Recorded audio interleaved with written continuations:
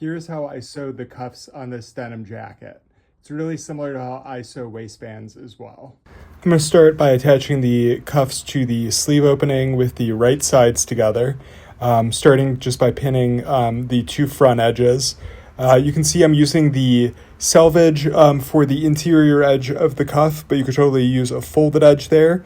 I just recommend folding up and pressing that edge before you start. With something larger like a waistband, I'll mark where the seams are so I can get everything aligned, but this thing is so small that I just pinned and marked the two front edges, then I'm just putting some pins in between there to get everything aligned. And then I can go ahead and stitch that cuff to the sleeve.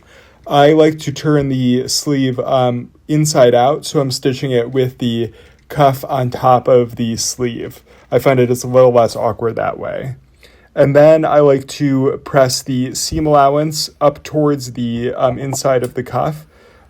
Make sure everything is nice and smooth there. And then I can turn and press the front seam allowances in, wrapping it over the seam allowance of that sleeve cuff joint. And then I'll repeat it on the other side, pressing it so it gives me a nice, crisp, straight edge.